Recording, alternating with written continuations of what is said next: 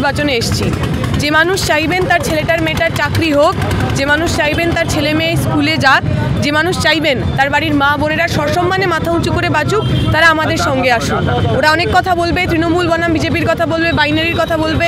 আমরা জানি তৃণমূল বিজেপির দুটোই চোর।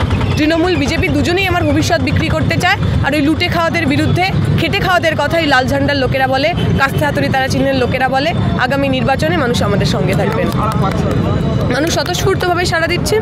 বহু মানুষের রাগ, এত দিনের উনি সাংসদ, কিন্তু একজন সাংসদকে চোখের দেখা যেটুকু দেখা যায় সেটুকুও তো তারা দেখেননি।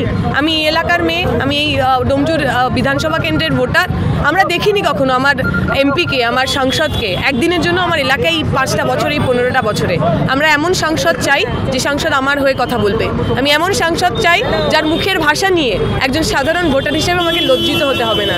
আমি এমন সাংসদ চাই যাকে নিয়ে আমরা গর্ব করতে পারবো।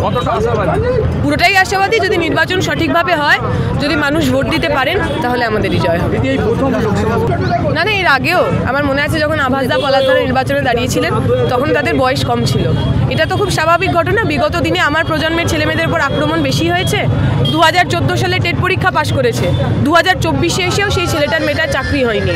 10 বছর ধরে শুধুমাত্র ধর্ণা দিতে হয়েছে চাকরির জন্য। ফলে আমার প্রজন্মের ছেলেমেয়েরা যেহেতু আক্রান্ত বেশি, আমার প্রজন্মের ছেলেমেয়েরা লড়াই আন্দোলনেও বেশি। আমরা লড়াই আন্দোলনের মধ্যে দিয়ে নেতা তৈরি করি। কারুর ভাই বলে, কারুর ভাইপো বলে, কারুর স্ত্রী বলে, কারুর মেয়ে বলে আমাদের এখানে টিকিট পাওয়া যায় না। রাজ্যের মন্ত্রী শশী পাজা বলছে বামেরা।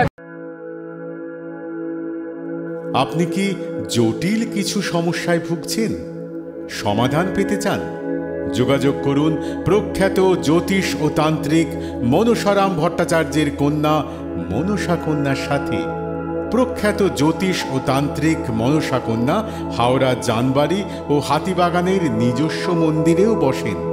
যোগাযোগ 9830106967 আর 9239655323।